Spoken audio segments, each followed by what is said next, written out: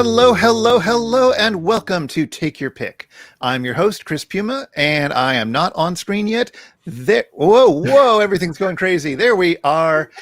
I'm your host, Chris Piuma, as I said, and happy Pride, everybody. Happy Pride, or wait, I think we're celebrating queer wrath these days. Well, happy Pride, happy wrath. Hey, happy lust. Heck, if being happy isn't your jam, don't be happy. It's fine. But what is your jam? We've gathered a panel and we're going to ask them to pick out the queer songs that are their jams. Now, Wikipedia defines queer songs as... No, actually they don't. Wikipedia has an article about LGBT music and it's kind of a hot mess.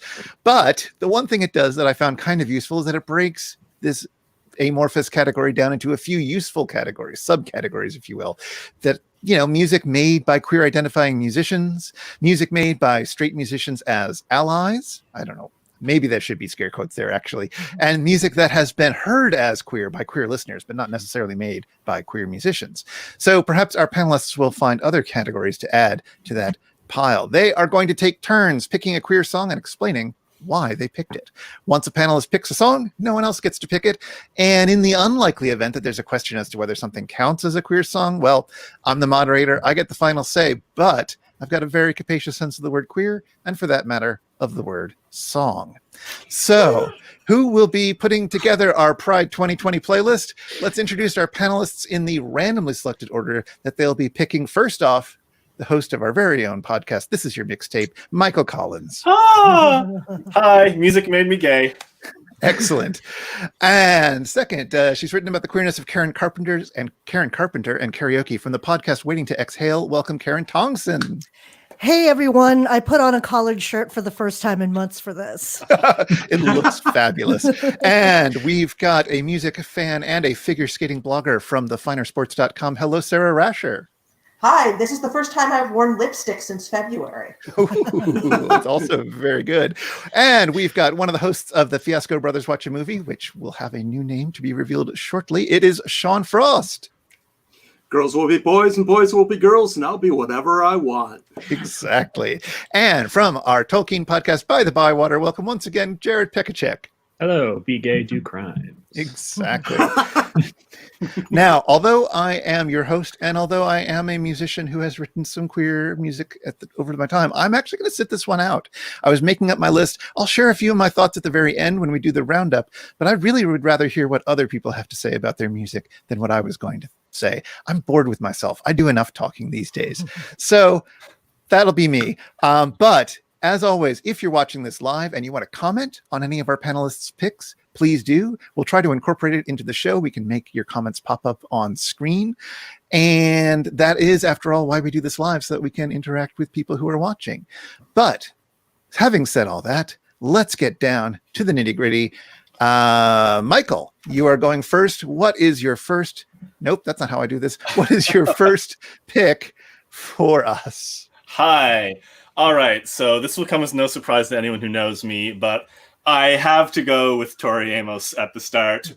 She was my life when I was a closeted teenager, and even though I believe she's straight or straight-ish, certainly her fan base is very diverse, and there are a lot of people who come from all the various corners of the LGBTQ plus spectrum. There's something in her music that seems to appeal to people who feel that they're on thin ice with the mainstream in whatever way that might seem.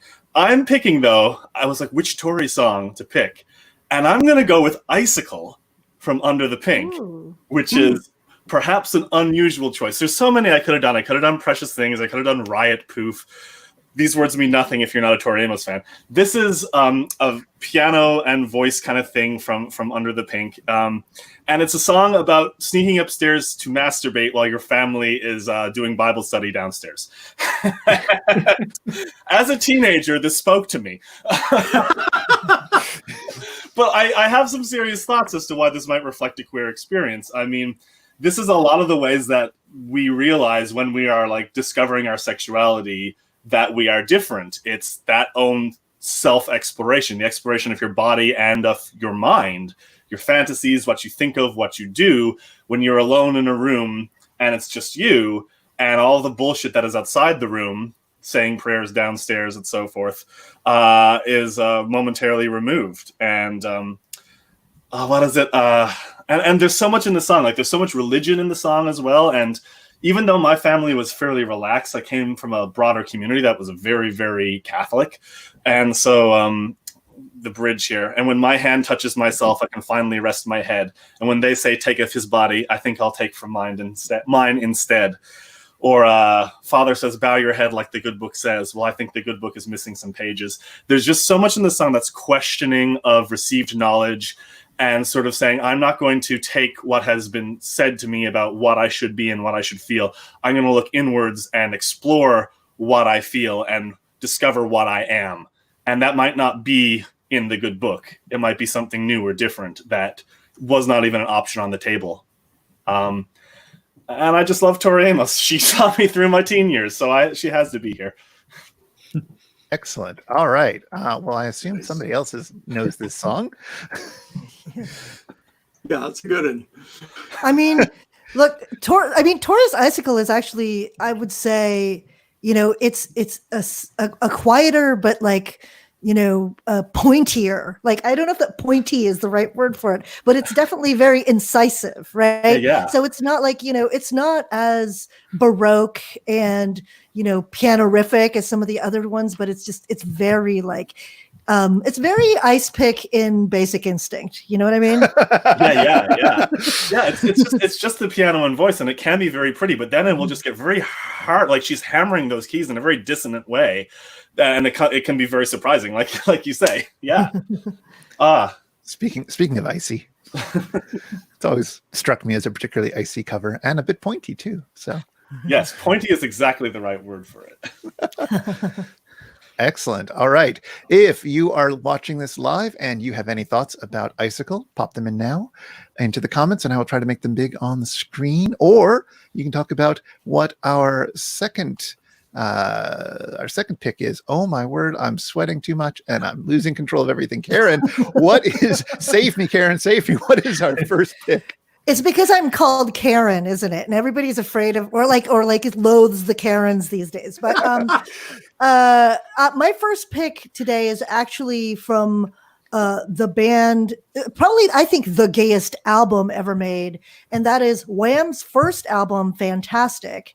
And the song that I'm choosing is Club Tropicana. And even though actually I think that some of the other songs on the album are gayer, but this one has a video. And also what you get in the video is basically a manscaped George Michael and Andrew Ridgeley, like in the pool together, really kind of like their skin very slick. Exactly. Those are the outfits from the video. And they're like playing trumpets in unison. Club Tropicana, drinks are free. It's sort of like, a kind of proto Palm Springs pool party vibe. But the whole album, which on the cover of the Fantastic album, they're basically wearing nothing but like leather jackets, and it's very Tom of Finland. The whole album from Ray of Sunshine to Young Guns to Wham Rap, which people may have heard before. It's like Wham Bam, I Am a Man. To me is like totally my entry into a particular version and kind of erotic vision of gay masculinity that I didn't understand was gay as an adolescent, but that I thought, it was sort of like, do I want to be that or boff that? You know what I mean? So that was sort of my vibe. So that is why I picked Club Tropicana, because also it's like, I know that we have a non-summer summer. And so I'm just like reinstituting it as a kind of song of the gay summer, a kind of mental escapism from everything else we're dealing with. Oh, fantastic. Oh, boy. That's so good. Go ahead, Michael. No, I'll say, well, you go. Oh, I was just going to say, there are a lot of people out there who are missing a proper summer, and I'm glad we're having that represented here. While I melt in the sweltering heat of my upstairs office.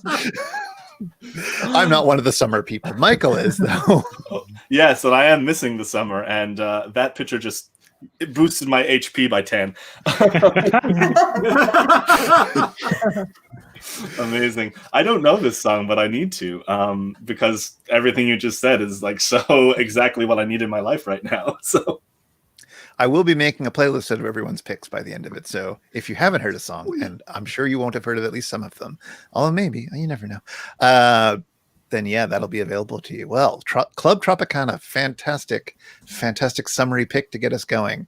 Next up, it is Sarah. Sarah, what have you got for us? So my first pick is the soundtrack to my queer rage, to the point where I've been known to drive around the suburb where I grew up when I'm visiting my parents, just roll down the windows and have the whole thing blasting out the windows because they need to know what I'm coming back with. And that song is Transgender, Dysphoria Blues by Y.M.C.A.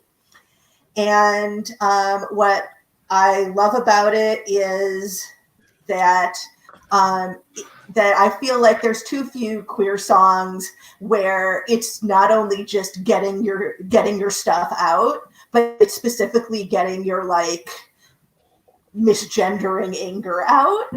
And it's directly about that. And one of the things that the song does is it kind of lists Laura Jane Grace's tells, what she perceives as like the things that mark her as trans.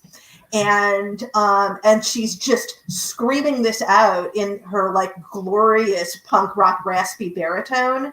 And she does not mention her voice as a tell, which is really cool to me just because music is so disembodied for us a lot of the time, like unless you're watching a video of her, seeing her live, and that's so obviously a woman singing, there's like this moment when you're like, yes, that is a woman's voice. And she's so confident in that being her voice, and that is definitely a woman's voice if you're listening to the song. And I also love that it's secretly a love song, that the chorus is, wish I could have spent the whole day alone with you. And so it goes from all of this anger to like, what would alleviate that anger is being alone with somebody I love and somebody who's not going to read me wrong. And it's just like sit in your car bop too. So that's why I picked it. All right. Excellent pick. And there we are.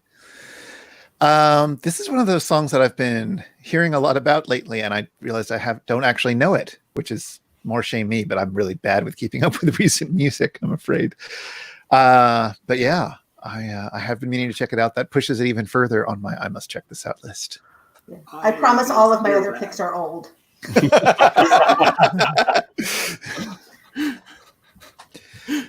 Does anyone else have anything to add about Transgender Dysphoria Blues? All Only right. that I needed in my life. Yes. Yeah. And also, once again, if you're watching this live and you comment, then I should be able to see it and we can add your voice into the conversation. But in as much as there are no comments yet, we will move on. Sean, you get your first chance to add something to our life. What will it be? Well, I'm not sure if this is adding anything people don't know about.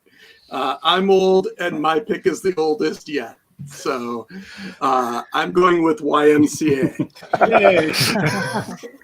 This was a big radio hit when I was a kid, and I loved the hell out of it. I recorded it on my crappy little tape deck, and I played it until people started telling me that I should not be listening to that.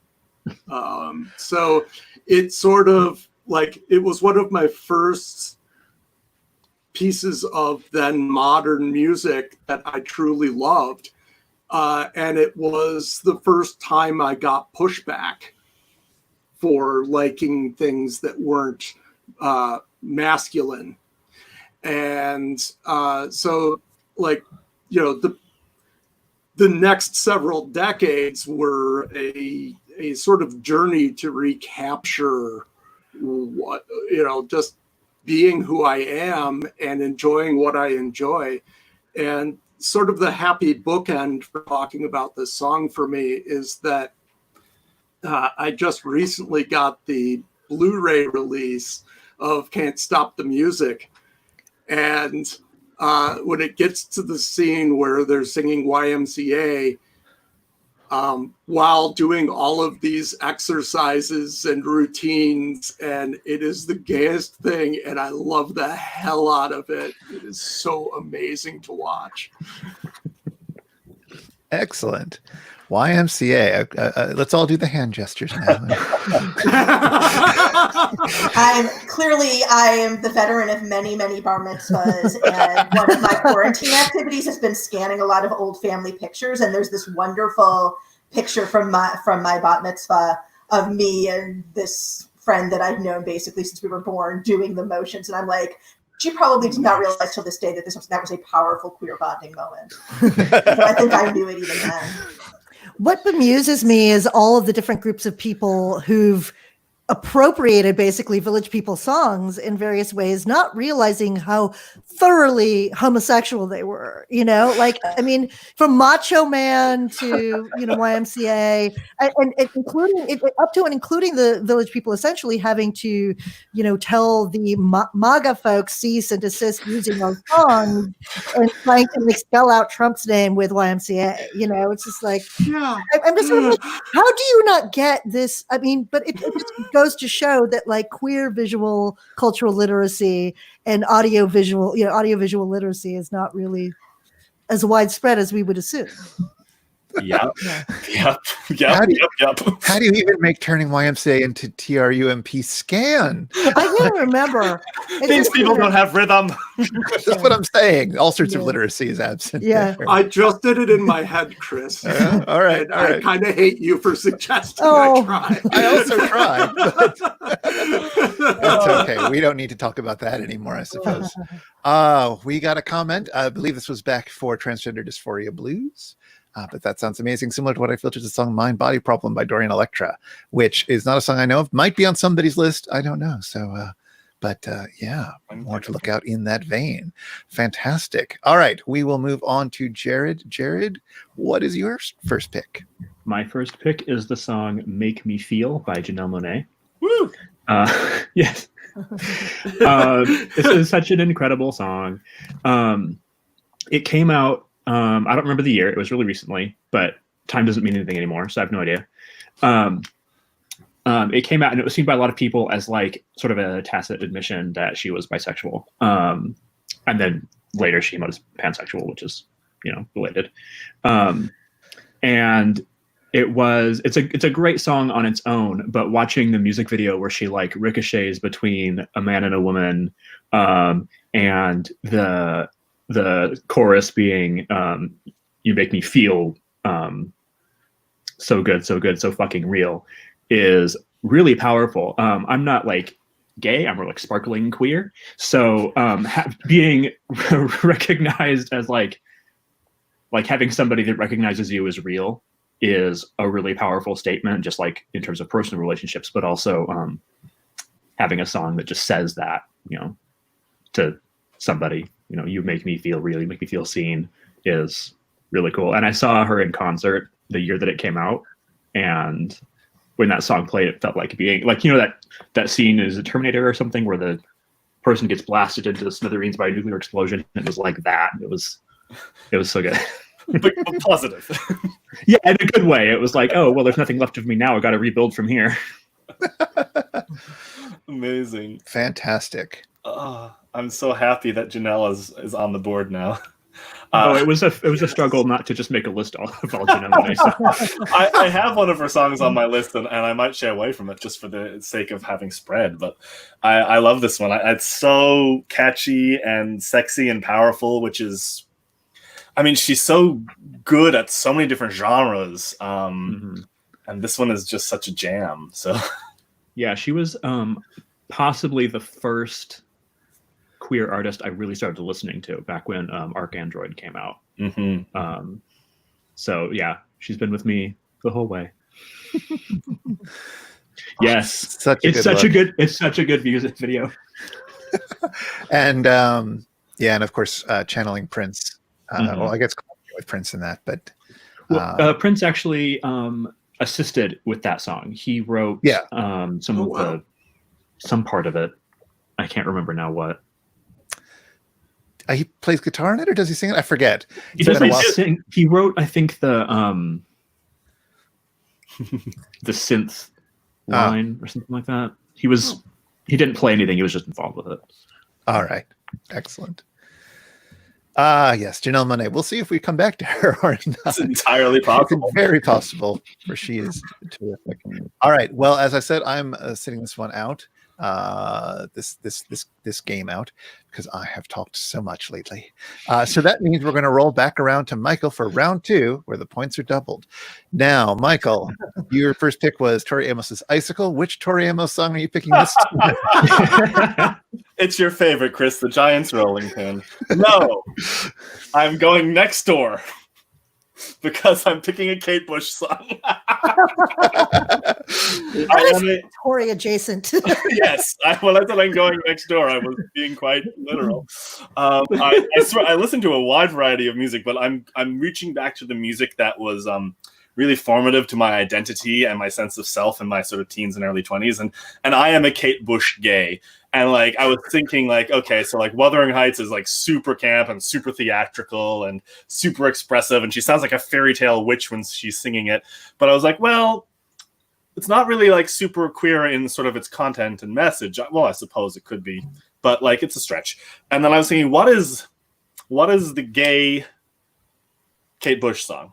And there's gay content in a bunch of her songs. But I thought about it, and then I remembered Love and Anger from the Sensual World. And the more I thought about it, I was like, Jesus Christ, this song is about being afraid to come out. So I have the lyrics. It lay buried here. It lay deep inside me. It's so deep I don't think that I can speak about it. It could take me all my life, but it would only take a moment to tell you what I'm feeling. But I don't know if I'm ready yet. Like, what and then I was like, well, okay, but like Kate, as far as I can tell, is like a straight woman. Like, let's see what she says. And she's like, I feel like this song never revealed to me what it's about. It's like, well, Kate, I can tell you, this song is about coming out. This song is about carrying a potentially world-destroying secret inside of you and being afraid to let the people around you know it. And it's just so beautiful and so hopeful. It's up-tempo. It's optimistic. It's reaching out to the person who's suffering with this secret and letting them know, what is it? We're building a house of the future together. What will we do without you?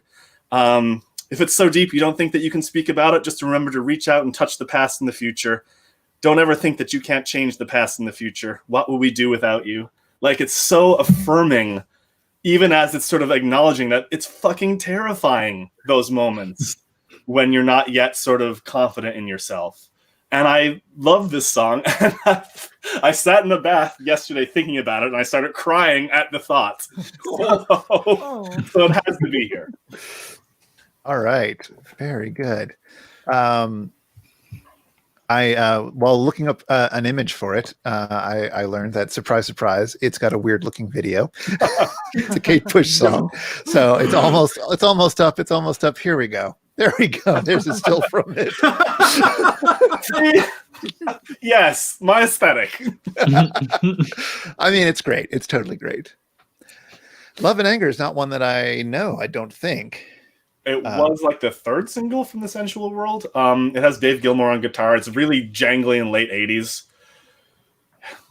Now I'm trying to predict who the third person is going to be in that Tori Kate genealogy. I have some ideas. Of who they might be, but we'll see. We put side bets in the private channel. Yeah, it would be Janelle. It would be Janelle. That's the song that I have on my list has a 3 next to it. So I mean, I'm not going to say who it is right out loud, but I'm just saying her last name is a fruit. So yes, that might make an appearance as well. We've got another comment. This was again, we got a little bit of lag with our comments, but that's okay. I believe this is David Demchuk recommending "Make Me Feel Highly Enough." It's so catchy and bouncy. It's true. I mean, it's a Janelle Monáe song, so that's almost redundant. But yes. All right. Excellent. So we've got Tori and Kate from Michael, who is playing absolutely to form here. Karen, what is your second choice? I hadn't planned on any thematic consistency, but I realized my second choice is also another duo, and another very like prominently gay duo. I actually just wrote a piece about them for NPR Music, and it's the Indigo Girls. And of course, the Nice. Indigo Girls are the kind of lesbian band, and the kind of shorthand. If you want to score anything in your movie that reads lesbian, people often choose Closer to Fine, like that season finale episode of Man on the Land from Transparent. And it has its different associations, but I did not choose Closer to Fine, nor did I choose Galileo, which is another one of their big sing-along songs. But I chose one that, to me, I think most embodies my love of the Indigo Girls, and that's the song Least Complicated. And Least Complicated is from their Swampophilia album from 1994. And it's really sweet because I think one of the standout lines is, and I bought you that ring because I never was cool. And it's an Emily Salier song. Amy Ray's music is the slightly punkier, a little more edgy. And Emily expresses those sentimental feelings and that kind of I never was cool aspect of Battlestar Lesbianica that, some of us experience. And so Least Complicated, I love it. Also has a great kind of na na na na na na na outro to it, which is very sing-alongy also. And there's some whistling and great drums. And I think that according to my wife, basically every Jewish summer camp in New York learned how to sing it like in the 90s. So, yeah. So there you go. Oh, there you go. The girl's looking lovely. Yes. Oh, so good. Yeah. Yeah. I mean, certainly all the Jewish New York girls, queer girls that I grew up with were my major exposure to the Indigo Girls and a bunch of other stuff. Yeah. I didn't think I recognized that song, but when you started singing the ending, I thought, oh wait, maybe I do know this one. Somewhere in the back of my mind, it's tickling. It's all there. It all kind of is like lodged in the brain, and all it needs is a little unlocking, a little moon ritual, a little campfire, and you're there. All right, fantastic. Excellent. I'm glad the Indigo Girls got to show up. And we will move on to, unless anyone else has anything to add, we'll move on to Sarah. I meant to comment that last round, both Karen and Sarah picked bands that end in exclamation points. But let's see if there's any other fun little micro trends that happen. Sarah, what is your second choice after Transgender Dysphoria Blues? My second choice is Vuelve by Ricky Martin. And it's because this wonderful thing happened when Ricky Martin came out, which is that all of his songs became retroactively gay. and that was even more true if, like me, you spent your adolescence listening to Spanish pop music and trying to learn Spanish so that you could read Garcia Lorca and have nobody realize that you understood it.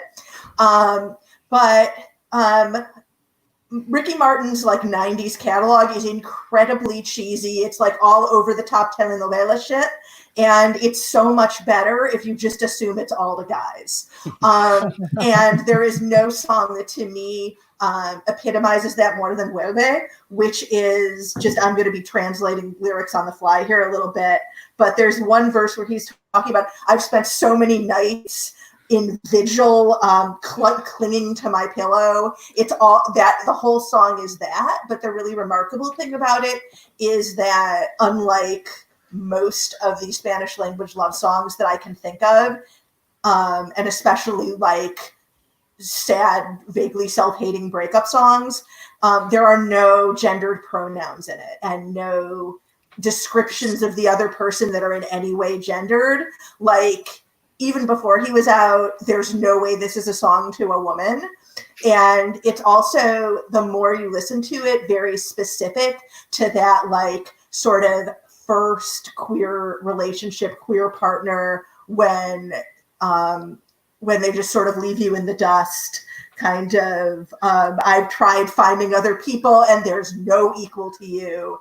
Like, I am just going to sit in my room and cry and sing this song over and over and ask you to come back to me, even though you're probably already banging some girl. And it's a song that was kind of a guilty pleasure to me when it came out, and then he came out, and now there is no guilt to that pleasure. Yes. Oh, you shouldn't feel guilt with your pleasure, generally speaking.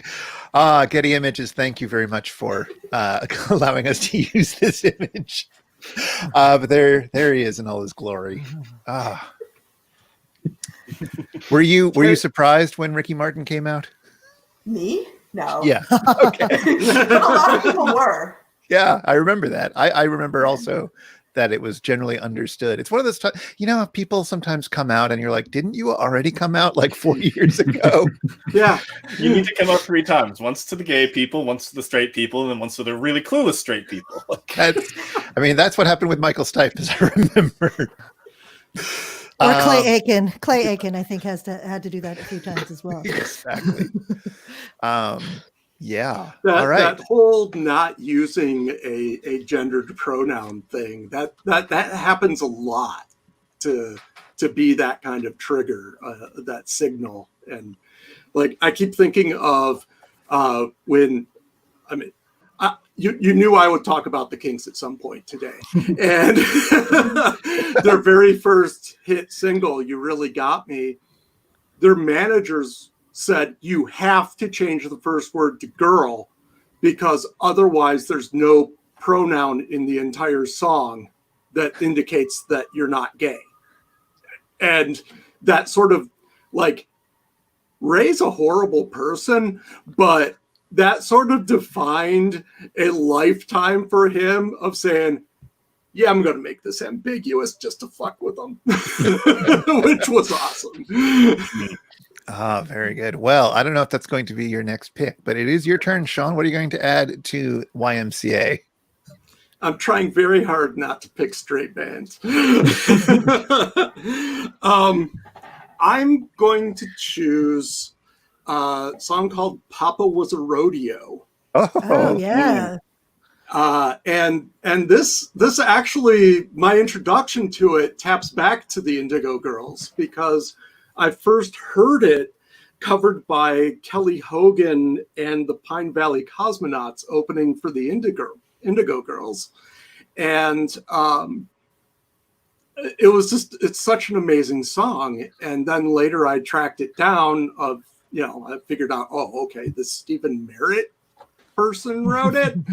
So I tracked it down and listened to 69 Love Songs, which is a lot, but it's such a great album. And I love that song so much because of all of the really cool things it does. Just talking about the fact that people will purposely leave out pronouns or things like that. He doesn't just identify that it's a man he's singing to, but he names him in the first line. So it's just like, I like your twisted point of view, Mike. And it's like, okay, let's hear this. So it's awesome. And then, it's basically a song about, I don't know if this is going to work. There's a line in there, something about like not sticking around long enough for one night stands, which is clever.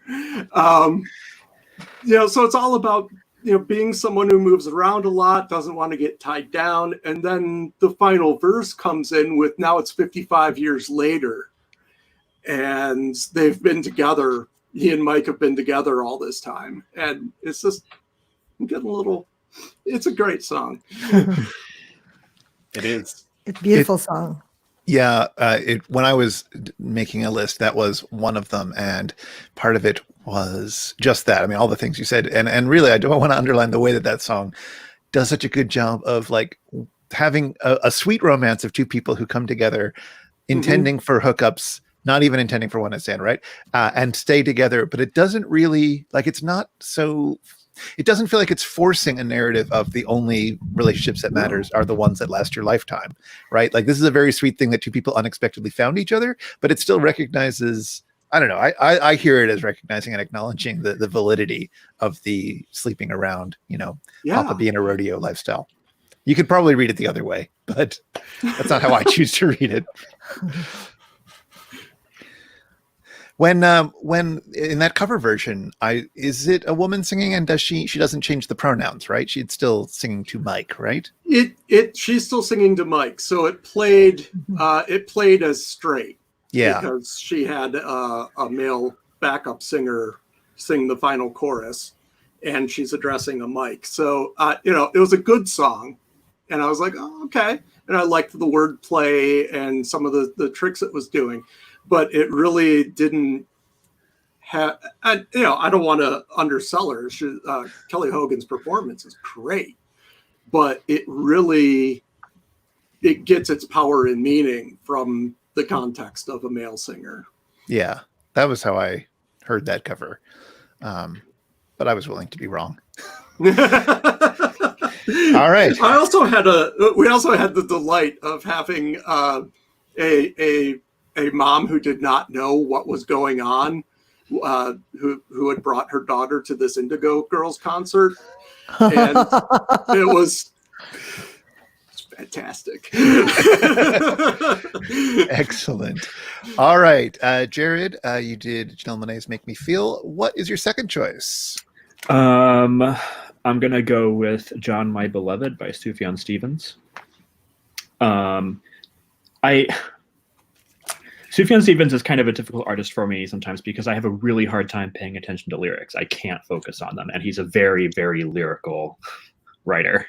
But this song is really good. The lyrics, he does this thing a lot where he kind of you start out thinking he's talking about like a spiritual experience, and then he's not. It's something very physical, and then turns back to spiritual again, and it's this weird shape-shifting thing that he does, and he does it kind of in his public life as well. I mean, he's never said anything about his own sexuality. You just have to read it as interpret his songs. But it's got lines like, "I am a man with a heart that offends with its lonely and greedy demands," and things like that just I refuse to examine why they make me emotional.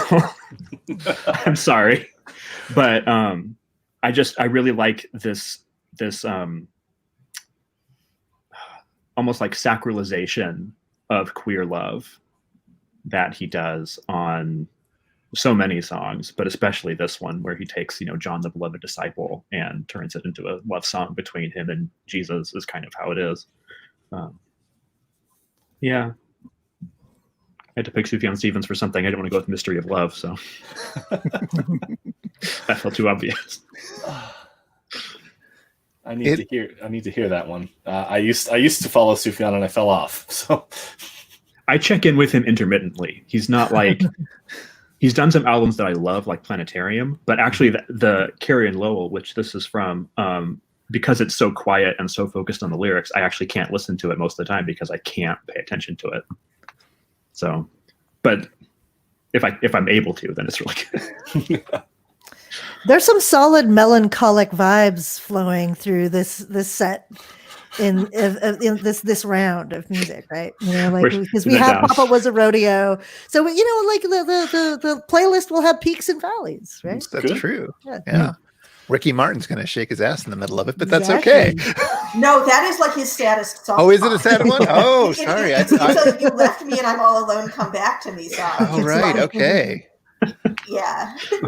Setting the tone. Yes. Not even a little bit of ass shaking.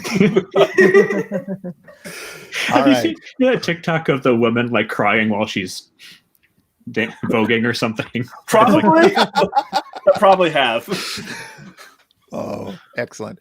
All right. That is the end of round 2. We will be going into round 3. Still everything to play for. Mm-hmm. Michael, you have so far given us a Tori Amos song and a Kate Bush song. We're all excited to find out where you're going to go with number 3. Don't keep us in suspense any longer. Okay. All right. Happy 71 days from new Fiona Apple release, by the way. Ding, ding, ding, ding, ding. Yeah. The best album that has ever been created by anyone ever. Apparently. It is very good. But I'm not picking a Fiona Apple track. In fact, I'm looking at my list here, and this was the very first song I thought of when I started to consider this like a week ago.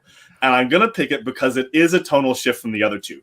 Because my gay experience as a teenager was locked in my bedroom jacking off. My gay experience when I was like 18, 19, 20 years old was like being terrified of what I was. And my gay experience now is mostly a lot of fun. I want to reflect that. So I'm picking a fun song. I'm picking the Scissor Sisters. I'm picking Any Which Way. It's from Nightwork. The cover of Nightwork is an ass being spread. And I mean, if you know the Scissor Sisters, they've been really fun and really camp and really gay from day one. But like their first album was much more sort of 70s, Elton Johnny sort of pastiche. The Nightwork album is much more sort of like 80s club, like a lot of drugs, a lot of sex going on here. And Any Which Way is just my favorite track from the album. The video is just kind of what my particular flavor of gay looks like. There's a lot of really weird costumes and strong primary colors and people jumping through plate glass windows and all kinds of things. And it's just a song about pleasure and sex. And when the always taxing Twitter discourse was going on a couple of weeks ago about kink at Pride, I was thinking about things like this, and it was sort of like, yes, Pride, the first Pride was a riot, absolutely, and that needs to be like always to the fore. But why were those people at Stonewall? To like fuck and dance and drink. like there is a place for that. Like the expression of sexuality is tied up with pleasure and sexual encounters and excitement and taboo and all of these things that exist that like heterosexist society has tried to exterminate, and yet we party in defiance. So I'm picking a party song. I'm picking a sex song. I'm picking Any Which Way. I love it. Yes, exactly. Those are fun colors. It's like the kinky wiggles. That could stand in as a descriptor for the Scissor Sisters. Well, I'm certainly glad that you were able to find a song to express the queer exuberance that you're feeling these days. I love my life. I'm like, I want to reflect that too. It's not all crying in your bedroom. Only maybe 30%. Not all onanism and tears. My forthcoming autobiography. Though I mean, you want that combination sometimes. Yeah. All right, fantastic. All right, Karen, you have given us Wham's Club Tropicana and Indigo Girls' Least Complicated. What is going to round out that set? This song is actually something that reminds me of being in a place. And, this song explicitly is not about a queer relationship, but it is by an artist who has been claimed by the queer community. And, I'm not going to say anything libelous or what have you, but who I believe has come out in various ways, maybe dipped a toe out of the water a couple of times. This song is Weekend Love by Queen Latifah. And the reason that I picked it is that when I was in the Bay Area for grad school, every night at every dyke club that I ever went to ended with Weekend Love. And it's got, a kind of sweet lilting quality to it. It's the last kind of semi-slow dance. And to me, it's the sort of 1990s iteration of Doris Day's Secret Love. So, it's got those associations to it. And I would see, because often I wouldn't be a person picking up somebody at the end of the night, but I would see my friends doing it. So I loved watching them walk away to the song while it was playing and I was still dancing. So this is Queen Latifah's Weekend Love. And there's, I don't know. What else can we say about Queen Latifah? I mean, it's from the Black Rain album, which was really significant, 1994 record. And it was right before she played Cleo on in Set It Off, this really fantastic film. So anyway, I thought that we'd get a little slow jam in there, Fantastic. Set It Off is that movie that we watched, Michael. I recall. I remember. Yeah. I seem to recall that behind, like, hearing that originally her character was even more explicitly lesbian/queer, and that they toned it down at some point. I don't know, in that movie anyways. I mean, it was pretty good. Like, yeah, it's pretty good. Still pretty good, especially when she's shooting everybody up and like being the badass butch that she is.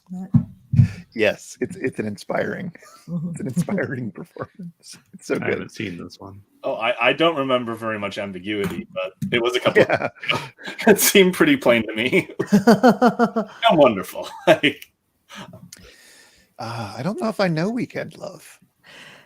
Yeah, it's like there's some spelling in it too, and I love a song with spelling. There's like WEEKENDLOVE. We were meant to be. So I automatically a sucker for that. I am as well. I brought that up when we did our episode on 80s one hit wonders and the safety dance came out. It's like, yes, any song that spells its name out is already getting plenty of bonus points from me.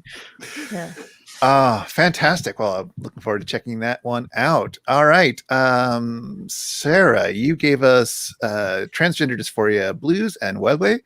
Well, my mouth is tired. What will you add to that list? So I love that my turn is coming right after Karen's, because Karen is really checking off all the boxes of like the lesbian music experience. And one of the ways that I feel like I've been sort of misgendered throughout my life is people are like, oh, you're queer and you're into music. Let's talk about Melissa Etheridge. And I'm like, how dare you accuse me of being a lesbian? And on the surface, one of the few exceptions to this is that I've always really loved Ani DiFranco. And so my pick is Both Hands by Ani DiFranco. And the difference for me is that her music, although it's always really been embraced by queer women, has always been very much music about the experience of a bisexual person. And I feel like Both Hands is the song for me with that. And it's definitely a song where when I first heard it, I was in high school, and it was sort of like, oh, that's a pretty little breakup song. And then I kind of went out into the world and met a few lesbians, and I was like, both. Okay. It's basically pornography in pop song form. If you're listening to it, and it's voyeur pornography, because this verse mentions the lady downstairs who's listening through the air shaft.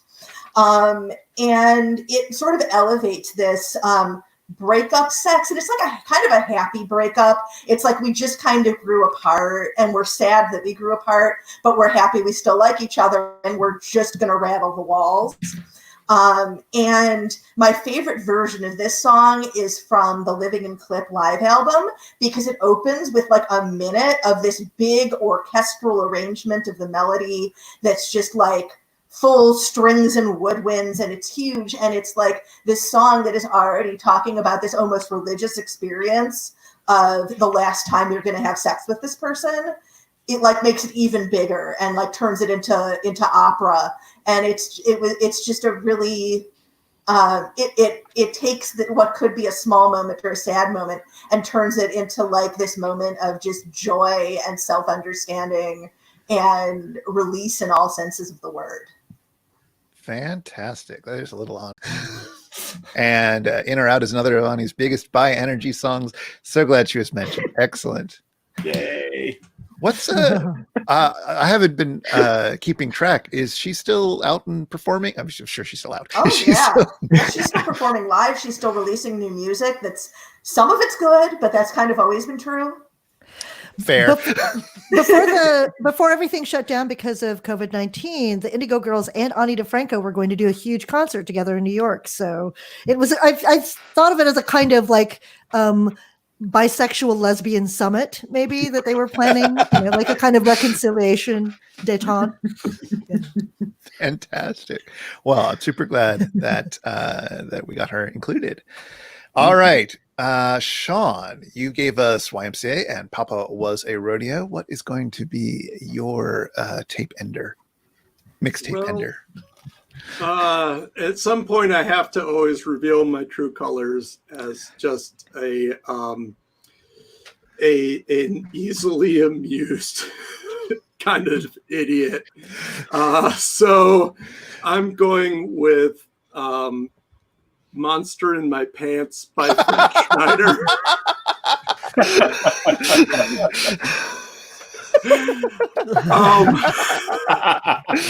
Yes, it's delightful. If you've never seen the video, please look it up because it looks like everyone was having hella fun.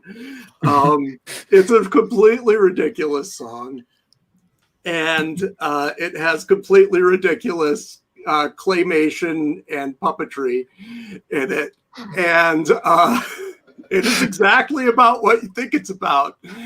And it's so stagey and so corny. It's wonderful, just the sounds that the backup singers, and of course, Fred being Fred, did with his unique delivery, and he's this monster, and all the women in the backing vocals go woo, and it's so funny.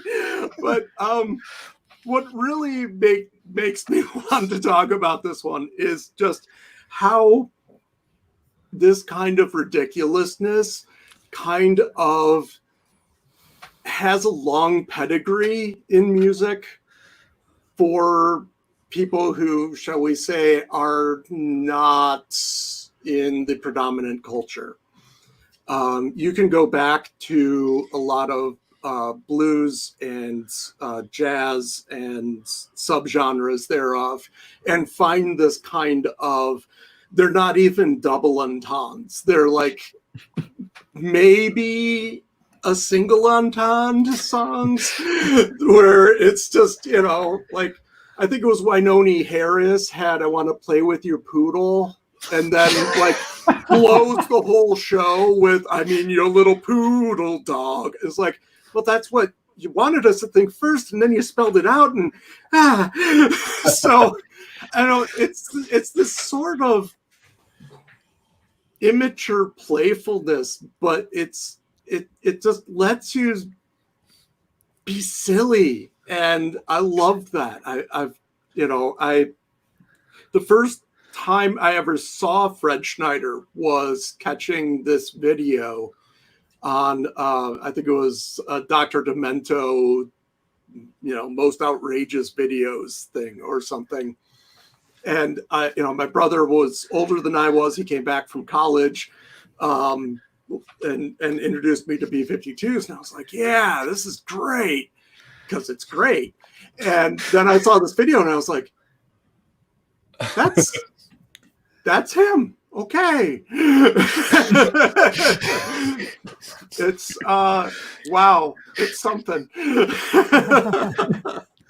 Oh boy, that's a song I think about once every 2 or 3 years. And I'm just like, oh right, that happened.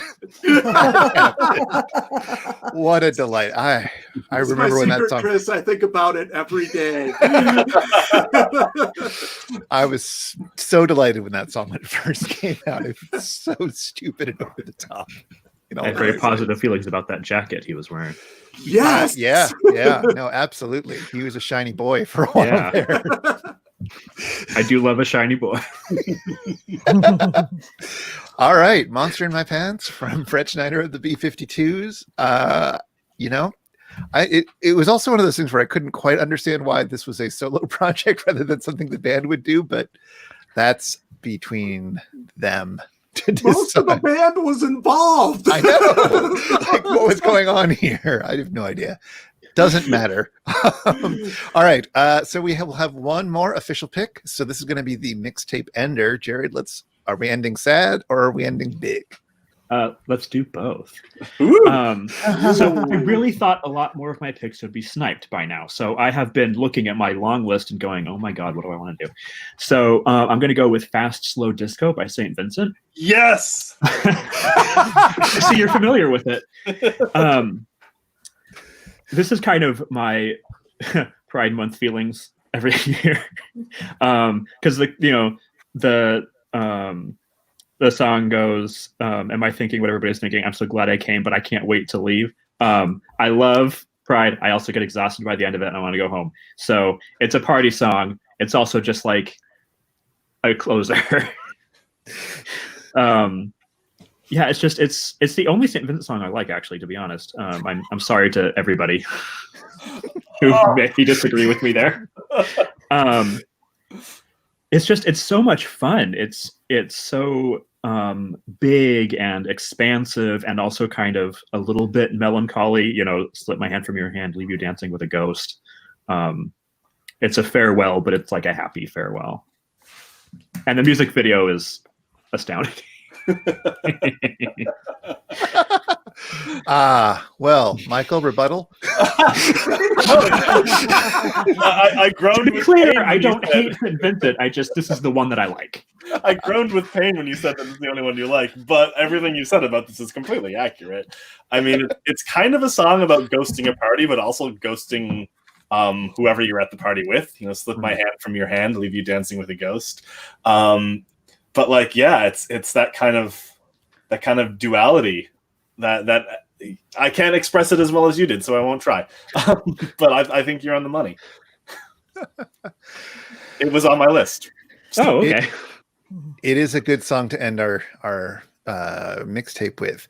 Does anybody want to share any thoughts overall about the nature of queer songs, or what attracts you to them, or ways this conversation could have gone, or things that you've been thinking about while this conversation is happening? I know it's a horribly open-ended question, but I want to give people a chance to process before we list out the other songs we've been thinking about. I mean, I think that so many of us responded to the call not as something prescriptive like choose music by queer artists, although there's certainly an overlap there. But it's, you know, I think that like we're accessing what queer songs feel like, why they feel queer to us, right? So it may be that the artist themselves isn't explicitly queer always or necessarily, but that there's something about the feeling that it imparts that triggers for us our own sense of inhabiting our bodies as queer people, or like, you know, our emotions, our crying in the bathroom, whatever it is. And so I think that that's the important thing to think about. A queer song isn't necessarily always made by a queer artist, but it, you know, can be taken up by queer people in ways that make it more radiant and resonant. Absolutely, yeah. Mm-hmm. And I also enjoyed Sarah's point about Ricky Martin, about the artist who later is revealed to be queer, and how that changes how you read their back catalog. And, you know, everyone should be so blessed as to have their back catalog reread in a queer light. I think that can only be a good thing for most people, even if they were terrible people. I don't know, maybe I'll regret saying that or thinking that. I'll think about that more. But because I was also wondering whether anybody was going to bring up a sort of songs by people who are kind of bad, like kind of homophobic or transphobic or something, but there's something to the song that nevertheless is redeemable, even if you throw away the artist. I didn't necessarily have any of those songs in my mind, but sometimes that plays out.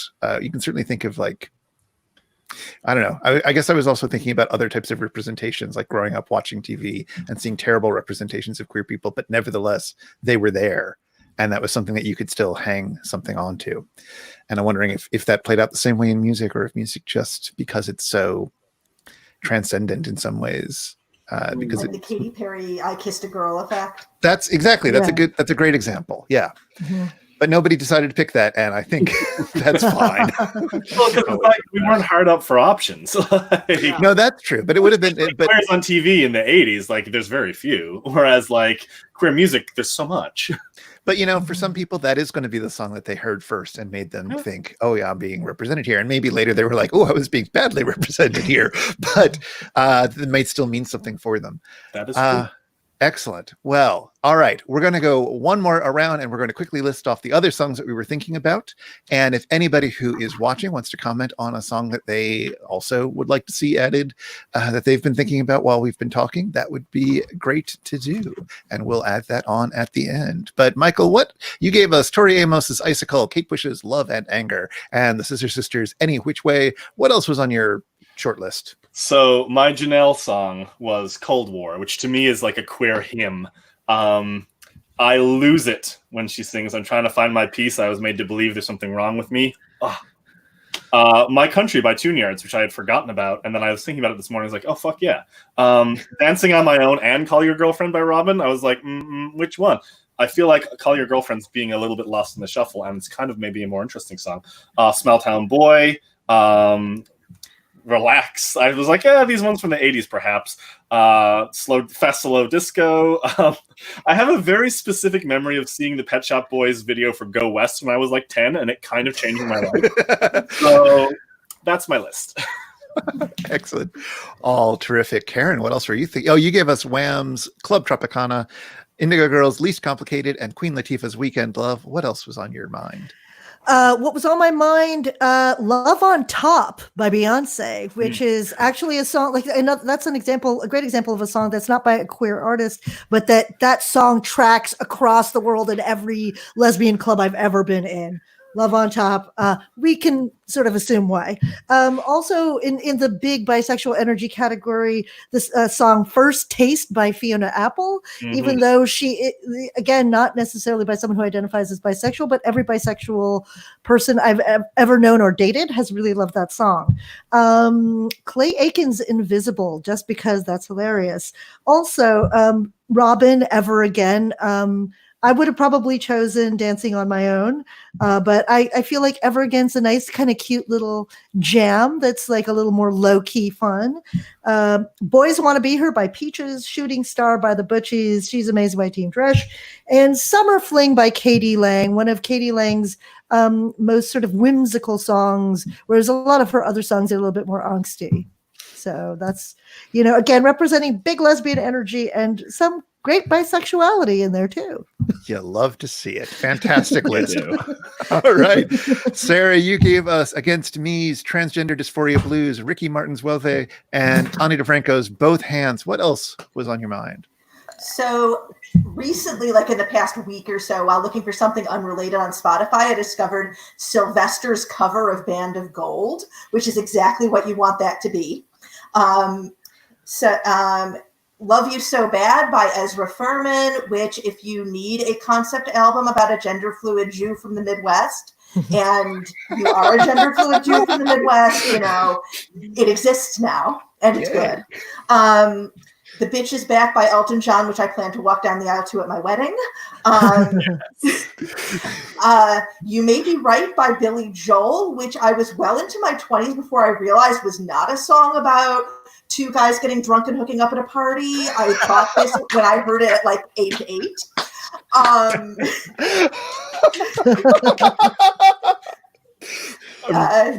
Formative songs of your childhood. That is the headcanon now. You can't unhear it, can you? Benedict Cumberbatch by Kate Brennan, which is a great trans kiss-off song, and Fire Meets Gasoline, which is Sia's biased song. Wow, that's amazing. That hadn't occurred to me. These songs that we read as gay but are super not. That's fantastic. I'm sure I have some of those, but I have to think about it for a while, especially like songs from my childhood. Did you? Just thinking of all the CCM out there, all the Christian contemporary music that's like, Jesus, it's my boyfriend. Oh, right. Yeah. That's what I grew up with, just FYI. Excellent. Sean, you gave us the Village People's Y.M.C.A., The Magnetic Fields, Papa Was a Rodeo, and Fred Schneider's Monster in My Pants. What else has been on your mind? I had some good ones. I had sort of the opposite of a song that was not gay but read as gay, which was David Bowie's Lady Stardust, which for the longest time as young Sean, I was like, this is the only one that mentions, like, is that his girlfriend or his wife or something? And wow, did it take a long time for that one to get through. I had David Watts by the Kinks, mostly for discussing their general sort of ambiguity and popularity among a certain gay audience in the early 70s. Cherry Lips by Garbage. That's a little problematic, but that's good stuff. I had Boys by the Beatles. Oh yeah. Is like most bands will change, especially then would change the words, and they changed half the words. So like all the verses were very much about, yeah, chicks rock, yeah, wow, my girl. And the chorus was always, yeah, boys are the best, yeah, bring it. And I'm like, that was very confusing as a child. I also had like there wasn't a lot of accessible open queer culture for me as a kid, so I tended to learn about things and think things through movies and things like that. So I had a song from Victor Victoria in there. Likewise, I had songs that I was thinking of picking from the soundtrack to Clockwork Orange that Wendy Carlos put together. And,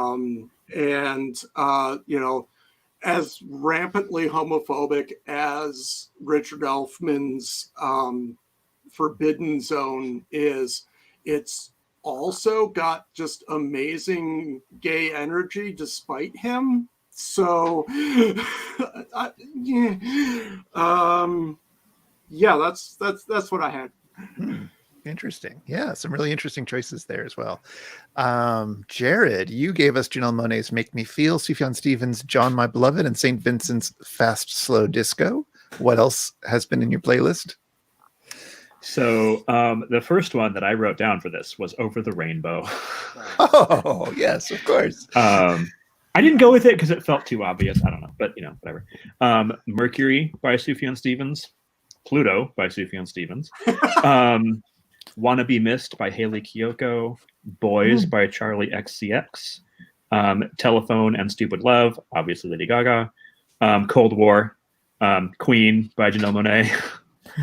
And My Life by Shirley Bassey. Nice. All right, excellent.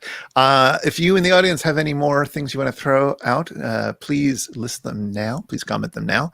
I'm going to say the few things that I was thinking of before I decided that I didn't want to talk this time and didn't want to add picks. I also had Papa Was a Rodeo on my list because that was fantastic. I was thinking about going a bit more old school because I don't keep up with contemporary music as much as I perhaps should.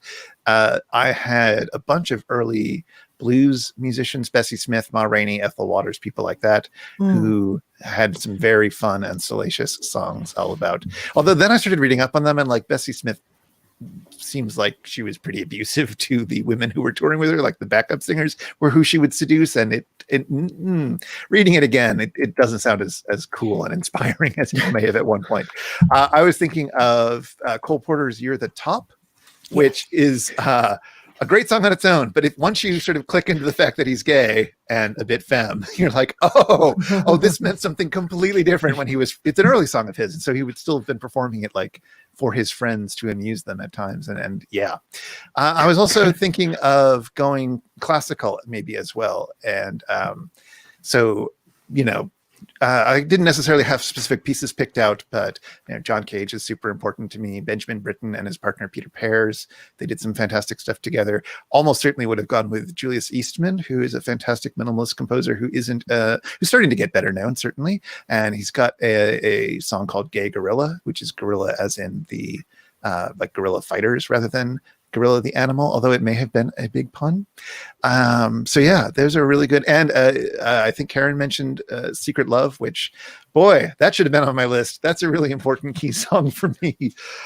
So yeah, those are some of the things I was thinking about. Let's see what you were thinking about. We've got at least one more suggestion, a less common one that I enjoy that this was submitted earlier, but True Trans Soul Rebel also by Against Me. That is track 2 on the album that Transgender Dysphoria Blues is track 1 on. Oh, excellent. All right. Yeah, that's for some reason I had it in my head from reading something that Transgender Dysphoria Blues was not written by a trans person, but I'm wrong. So I'm glad to hear that. And we've also got a whole bunch here. Oh yeah, I forgot about Cherry. I love that song. Yeah. Yes, I don't think I know any of these songs, but I'm sure they're great. Lots to check out. Some of these songs to check out. I will be compiling a playlist here on YouTube, and also maybe figuring out one for Spotify or Apple Music or whatever of the songs that are available that we selected, which I think will be most of them, but you never know. Things are weird. So that'll be available soon, but I'd like to thank everybody for watching and commenting. And I'd like to thank our panelists for joining me and filling my ears with tales of songs that I'm super excited to check out or listen to again. Thank you, Michael. Thank you, Karen. Thank you, Sarah. Thank you, Sean. Thank you, Jared. I've been Chris, your host, and we will see you next time on Take Your Pick. Let me see if I can actually get the theme song to go. See you next time.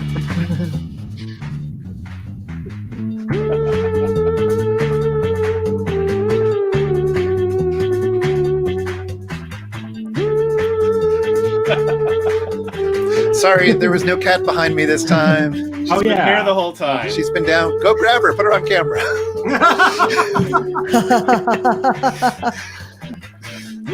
Hurry. Song's almost over. We're going to be cutting it off soon. There she is. There she is. Hey, Baskerville. Oh, she's adorable. Why you